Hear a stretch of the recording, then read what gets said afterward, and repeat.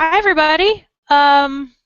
We're going to give folks, it's 1 p.m. or noon where I am, right on the dot. We're going to give folks 1 or 2 more minutes to kind of trickle in here, and then we'll get going. So just give us another minute or two.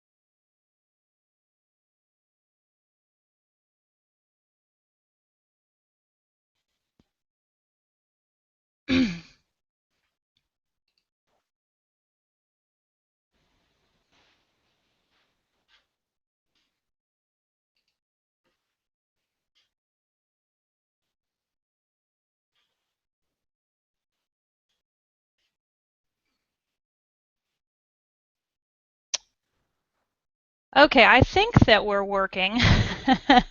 Google just literally logged me out of my account not 30 seconds ago. So let me just pop over here into the chat room and make sure.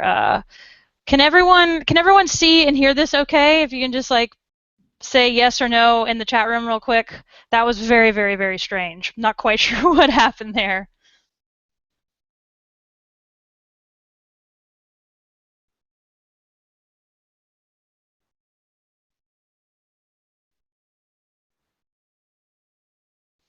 Let's see if we can get this going.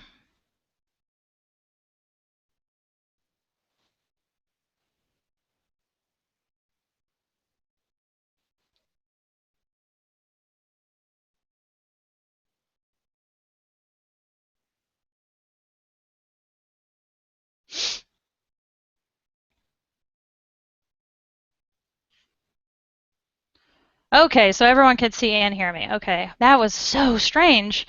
Have the panic attack of, oh no, what's happening? Well, after that weird little hiccup, hi everyone, my name is Allison, and I have the privilege of taking care of our community here at Zapier. And with me on the other, in the other little box today is Brian from Trello. And I want to welcome Brian and welcome all of you guys for joining us today. We'll see if I can get over this little strange hiccup here, and we'll just plow right through things. So what we're going to do today is we're going to cover a few really, really great, awesome ways that you can automate your Trello data using Zapier. And so some of you might be familiar with Zapier, some of you might not be, but we hope that we can get you kind of using more automations and finding really, really cool ways that you can use Trello on top of the ways that you already are doing that. One little thing to point out here before we get going is just underneath the video, there's a little chat box that a lot of you are already hanging out in.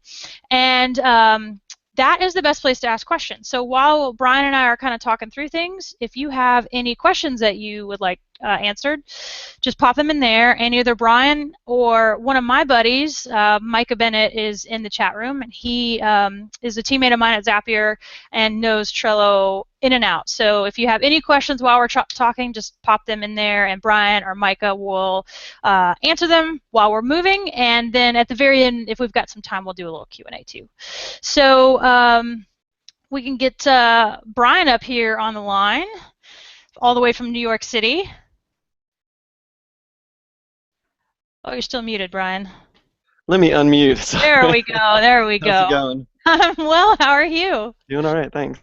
Good. I'm so happy that you took the time to join us today. For those of you who don't know, Brian, I think, is pretty early on at Trello, and in our sort of like support circles, is kind of a hero because he's done support for many years and for many, many, many Trello users. But so thank you for joining me today, Brian. One thing that I wanted to kind of kick off with is maybe if you could talk a little bit more about Trello. I know that everyone has like their real specific ways that they use Trello. I know I do. I'm sure Micah does. But I'd love to hear from you, like really cool ways that you see people using Trello, or maybe just like an introduction to Trello, maybe some things that people might not know about Trello itself. Oh, like, yeah, I guess with Trello, the crazy thing is that most people are introduced to it usually at work and kind of just keep using it mostly at work. But yeah, it's really flexible. I use it to plan vacations. I see that all the time. Organize book clubs. Anything you can do with anybody. We just met a guy who's he plans his worldwide tours using Trello and produces all his albums with Trello. So I think, as long as you have something to do and you want to collaborate with people, any way you can set up tasks and automate the process, like, yeah, Trello, it's pretty flexible. It's like, it blows my mind how flexible it always is. I love that qualifier. If you have something you need to do, then Trello is for you. I don't think that's in our marketing guidelines. Well, it should be. Maybe you guys need Trello T-shirts that just say, I have something to do. That would be really fun. So what I think is cool to me about Trello is that digging into it, the more and more that I dig into it, because we use it extensively at Zapier, anything from planning our editorial calendar. I plan out all of these training sessions with Trello. I've got a board that I just kind of march people through. My own personal to-do list. We keep track of applicants to Zapier, so when we're hiring. So there's so many cool different ways that you can use it.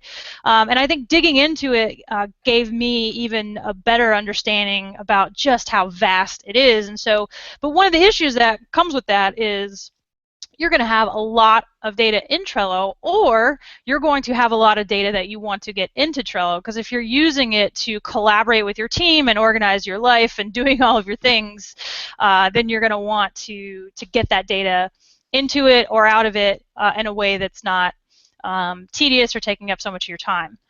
So I thought we would cover like 2 or 3 really cool use cases and ways that people can automate that data, get stuff moving in and out of Trello, connecting to other apps that they use, and hopefully I think give people some ideas about ways that they can enhance their Trello usage and get more stuff moving in and around. So let me share my screen right quick here. Okay. And I guess the first thing that I wanted to talk about is how much I love your welcome board. So if you use Trello and let's see, can you see my screen? Okay, yeah, good. That hiccup was crazy. So if you use Trello and haven't had a chance to really dig into the welcome board, I highly recommend it, because there's already some really cool use cases and ways people that ways that you can use Trello. There's API stuff here, which would include Zapier. You've got a picture of Taco, I believe, is your mascot's name. That's right. And so there's a lot of cool stuff that you can do here. But the first sort of automation idea I want to talk about, our use case, would be actually, and this is really, really popular, but I'm not sure if a lot of people know about it, is taking Trello cards and creating a calendar. What's the best way to put that? Like a meeting or a notation on your calendar that this is an event. Event, that was the word I was looking for. Um, I'd love to hear your ideas on how you've either seen people use that or different ways that people could, think about taking information that they have in Trello and using it to automatically create events on their calendars. Oh yeah. Yeah, we see that a lot with editorial calendars, keeping track of your social media management. Just when you have an editorial pipeline and setting due dates and stuff, and you need to keep on top of when things need to be tweeted or posted to your blog. These integrations are really popular. Also, just for vacations, so a lot of people create vacation boards, and you can have all your card information go to your specific dates for what you plan on doing during your vacation. One cool thing about using the API with a calendar is that it's going to the iCal feeds don't sync as fast as the calendars That's right. Yeah. off the API. So when you're using like Zaps via the API, you're gonna get syncing to your calendars. It's gonna happen a lot faster, which is Yeah. really the Yeah. iCal thing we can't really control. Yeah, yeah. And I noticed this when I was actually playing around with this app yesterday because it's what I was using this particular automation for that I'm going to show off here in just a second is anytime I actually schedule one of these training sessions, I create this due date on the Trello card, and then it automatically puts that on my calendar because believe it or not, if I didn't have these on my calendar, I might actually forget that they were happening. So now I don't have to remember to put them on my calendar. I just create that due date on the Trello card, and it automatically populates my calendar that that event is happening. So let me show you how to put this together real quick, or what this looks like. So what we're looking at here is what we call a Zap, for those of you who don't know. So it's a connection between two apps. So here we would say, anytime I created a new Trello card, I want to send that to Google Calendar as an event. And one thing to note here is that we really emphasize using the detailed event because you're just going to get a cleaner Google Calendar experience with that. So to set this up, it's really simple. It's just a couple of clicks, and then like I said, anytime you create these cards with due dates, it's automatically going to send over to your Google Calendar. And like Brian noted, unlike the iCal feed, which only happens every so often, once every 24 hours, I believe, these will happen no later than every 15 minutes. So you can really, really stay on top of things. So when I've got this set up here, I'm saying, like I said, new Trello card is going to create this Google Calendar event.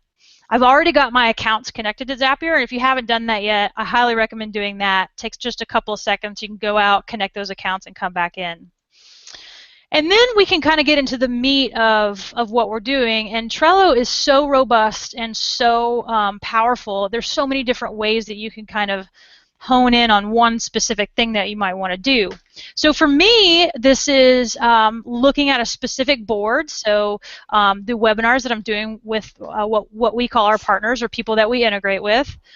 And I've got a list, so once I schedule them, it's going to populate on this list, and they're open cards, so they're not archived or closed or anything like that.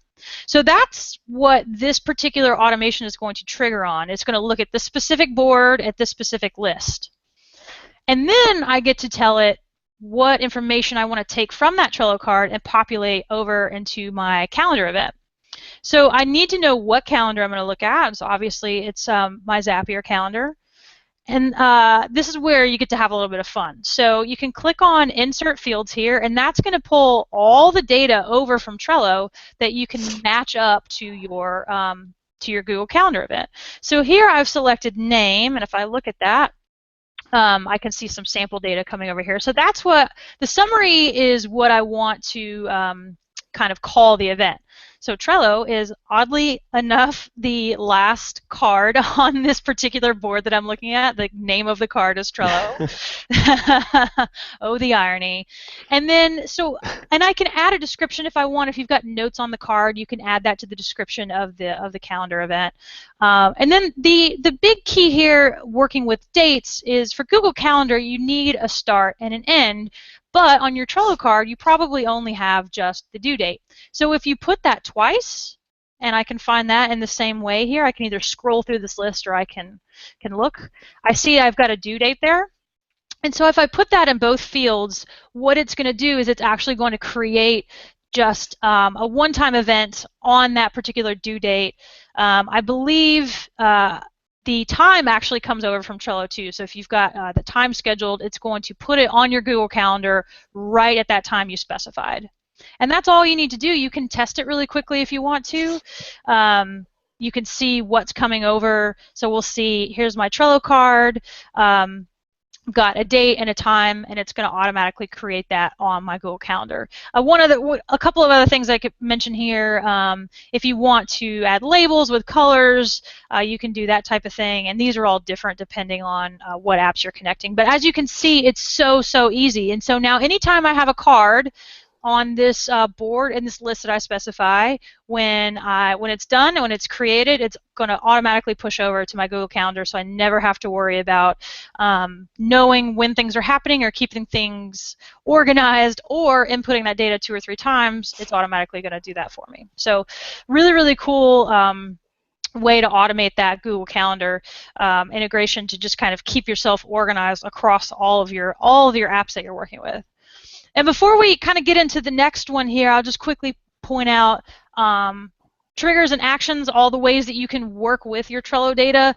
So we can trigger off of all kinds of things, and I'll cover some of this stuff at the very end. But anything from new activity, which you can get real specific with, down to whenever new boards are created, when new cards are created, etc. And then on the action side of things, you can create comments on cards, you can create new lists, new boards, but most importantly, and I think what's going to apply to most people, is you can create new cards on specific boards and lists. So just something to think about as we kind of go through here. The next thing I want to talk about is probably what we hear from people the most about, and I know that Brian has a lot to say about this because he sends tweets about it at least 2 or 3 times a day that say, we can't do that, but go check out our friends at Zapier. So if you need to create recurring Trello cards, we have a way to do that. And I know that you've probably seen hundreds, if not thousands, of different requests for people to do that. Oh yeah, no, for sure. That is definitely one of the most popular requests. And I guess apologies for not having that within Trello, but we try and really keep Trello very frictionless, and we don't want to have a lot of feature bloat, which is great. Why Zapier exists to add all those perfect things that you need for your boards and in your process. But yeah, we see a lot of requests for recurring cards. People that have regular tasks. For me, like, it's important every week. Say I'm getting social media data, and I want to just have a checklist of what tasks I need to remember to do every week, because that's just like I see a lot of people doing with chores around the house. People have share chores boards and stuff, and with their partners or their family, and the recurring vacuum the rug. That's awesome. That's so great. And same with grocery lists. You see that a lot, for like those kind of always need pantry items. People kind of like put those in. And then standing meetings is another really common one. People that just have regular meetings and kind of want to just have the due date and a deadline, just the notifications, or checklists sometimes for what to go over in the meetings. But yeah, that's a popular one, and yeah. Well, let me show people how to use that real quick. Cool. because it is so popular. So we have we consider native apps or core apps, apps that Zapier we have built ourselves. And so schedule is one of those. So the options here are you can set up every week, every day, every month. I imagine that every week is probably going to be the most popular one, but you do have all these other options here. So what we're saying here is that every week we're going to create a Trello card, and it's going to happen on this schedule. So this is a really, really fun one. It's something I actually use myself for these training sessions. So I'll kind of show how I do that, because this is one of my live zaps actually. So we're saying every Monday, or I can choose the day of the week, and the time of day, I want this to happen at 7 a.m. So you just need to decide what day of the week and what time of day you want this to trigger, or when you would want that card to create is a better way to think about that. And then I need to know where I want it to go. So I have a board called Do This Stuff. It's my weekly to-do list. And my list, I like to talk to myself in all caps clearly, but I'm doing these things now. So it's going on this board and on this specific list. And I have named it. This is my weekly training sessions that I do. So I can name the card, I can add a description to the card, I can label the card if I want to with color, I can add a member if I want to, a due date, anything you can see here you can add. My favorite thing is you can add a checklist to these cards. So basically what this is saying is that every Monday at 7 a.m. this is automatically going to run and create a Trello card on the board and list that I specified with this particular checklist. So I've got the name of the checklist, and then I've added my items here, and I can even add more on the fly. So I could say follow up with attendees. And now, every Monday morning at 7 a.m., this Zap is going to trigger, and it's going to create a Trello card with the same name on the same board. We use weird IDs here, but I trust that it's going on the board in the list that you want with this checklist that I have set up. And so you can do this one time. You can see here it takes no longer than just a couple of minutes to set up, and then once that's done, it will run every single week, day, month, whatever you want to, automatically create that card. And so then you can go through the rest of your week or your day or your month and use that as just like a reoccurring task, or however you want to think about that. And something that we'll touch on here at the end, but there are ways, and Micah, who I hope is hanging tight in the chat room, we have step-by-step directions if you even want to do this when a new card is closed. So there are all kinds of awesomely creative ways that you can go about setting up recurring cards, and like I said, we'll chat through some of this at the end here. So we've covered two really sort of big, broad uses of automation and what we see people using Trello for. The final one I want to cover is probably the broadest of all. So we're talking any sort of communication input that you might have. Evernote notes, I've got a whole list of them here, incoming emails, GitHub issues, spreadsheets, any way that you might communicate or collaborate with your team, you can use that to create Trello cards, again, on boards and lists that you specify. I know I have a specific way I use this particular automation, but I would love to hear ways that Brian would have to share on like incoming anything and creating Trello cards. Yeah, I definitely see that. A lot of times people use emails sent to boards with bug-related issues. Or another cool one is some people use it for when they're hiring, and they have a post out and people apply to a role. It will create a new card with all that person's information and everything. Just right on their list, and they can put them right into their hiring pipeline. You see it for sales leads, and Oh I was yeah. speaking with the folks from Cognito Forms, and they have something in beta with Zapier right now for importing form data into Trello, which sounds like a really cool thing. I know they're testing in beta right now, so it should go live soon. That's cool. Yeah, I mean, Wufoo type form, gravity Yeah. forms, all those types of forms. Like any way that you get data in, you would want to create Trello card. I mean, like I said, for us, we have Trello is basically running so much of Zapier behind the scenes, or at the very least, is a way for all of us, since we are all distributed, to very easily communicate and collaborate with each other and keep everything in line. And so, um, I want to show off Evernote and how to do that, but one thing I'll also mention is another way that I personally use it to um, to create my own to-do list from emails, which is not the easiest thing in the world to do, but this one thing has saved my life. Oh, But well. one popular thing that we see is using Evernote to actually create Trello cards, and so you could do this for any number of things. Last week I talked with our friends over at Buffer, and we see a lot of this using Evernote for content creation. So if you're seeing things around the web and you want to use that to curate content, that's a really popular thing to do. So anything that you would use Evernote for, you could easily create Trello cards that way.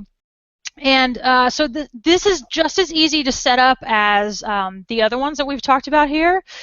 You can trigger off of notes in a specific notebook if you want to. And one thing I haven't covered quite yet is custom filters. So you can, and this is always in step 4. So step 4 is saying, okay, what data do I want to grab from a certain app to, kind of usually send over to Trello to create cards. And so I could filter on and say, just whenever I think they actually call this notes, or maybe not. Hang on, let me see what they call this. Content. Okay, so maybe when the content of my Evernote note contains a certain value. So then you would only trigger on specific notes in Evernote, and this is the same thing. So if you only wanted to trigger off of specific Trello cards or specific emails, and I'll show that in just a second. But just keep that in mind. If you don't want to necessarily trigger off of everything to create Trello cards, you can use those filters. But this works just like all the other ones we just shown. So instead of a schedule or anything like that, we're going to say, I'm going to look at new notes from Evernote. So anytime I create a new note in Evernote, I want to put it on a specific board and a specific list, and I'm going to create this card with the title of my Evernote note, the content of that note, and again, I can add members, due dates, etc. Same thing like we've shown across the board here, but just any way that you can get content that comes to you, whether you're curating content or you just use Evernote for any other specific reason, you can automatically create those cards right from Evernote. So that's one way to kind of think about any sort of incoming communication or data that you might have. Something that I personally use, and this was just kind of a footnote that I wanted to show off here, is I know that a lot of people use email almost as a to-do system or any other sort of way to collaborate with their team or whatnot. And so one automation that I personally have set up is using, skip down to step 4 here, is using the star in Gmail to trigger a Trello card. So if I get an email from someone and I need to do something specifically, but I'm not going to do it right that moment, or I just need to add it to my to-do list, all I need to do is star that email in Gmail, and it automatically creates a Trello card on the board and list that I want. The name of the card is the subject of the email, and then the description of the card has the message of the email. So I don't have to actually type that to-do up, or maybe not even a to-do. If I wanted to share that with my team or however I'm collaborating, all I need to do is star the email, and that happens automatically. So any way you can think of that you're collecting information or having incoming information, you really can kind of automate that over to Trello to create cards and not have to worry about it. It just kind of happens in the background. And before we kind of get to Q&A here, one last final thing I'll touch on is this is labeled a little funny because it's not necessarily problems with Trello, but we have a whole list of ways that you can work with Trello, because like I said, Trello is so robust, and there's so many things you can do. And I'll make sure that this link is in with the resources for the recording. And I imagine that I can even get Micah to drop it in the chat room. So if you want the step-by-step instructions on reoccurring cards, how to do those when cards are closed. We also have like a treasure trove here of information about triggering or aggregating specific things. So if you want to trigger on card comments, you can do that. On card movement, when you archive a card, which I think is really cool. We're setting up recurring cards, how to get clickable URLs, how to ignore certain cards, or what's happening if certain cards are getting ignored. And then at the very bottom, we've got some popular ways that you can kind of set about this yourself. So I'll make sure that Micah drops that in the chat room. It's a really, really good resource for working with Trello. And that's really it. I want to thank Brian for stopping by today. And Thanks before for we having go, me. though, I figure if there's any questions that we can answer, we can do that. Let me see if I can hop into the chat room here and see if Micah wants to add anything down to the bottom. Or Brian, have you seen any questions that have come in that we can If anyone answer? has any questions, definitely glad to answer them. Tried to get your free Trello Gold today with our Trello Your Way campaign, and it didn't happen. Sorry. We're working on getting our servers back up on that. I knew that would happen. I feel sorry for you. Oh, yeah. We'll make sure that everyone gets in and gets what they need. The funny thing is I think this chat room is actually running on like a 30 or 45-second delay, so people are probably just trying to get in and use that there. But Okay. did you see any questions that while you were kind of trolling Those, through things? um, Eric wants to talk about email parsing with Trello.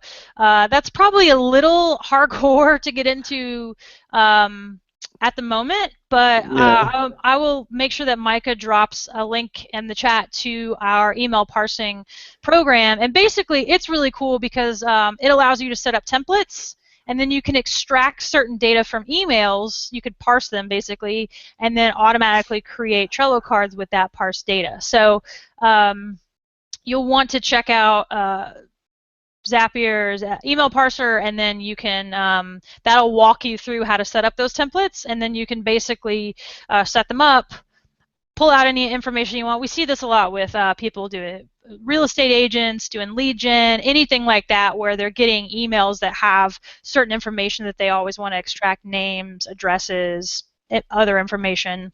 So you can extract that with the parser and automatically create Trello cards with that. Let's see. Would someone like to export a Trello card to Evernote as PDF? Does Zapier do that?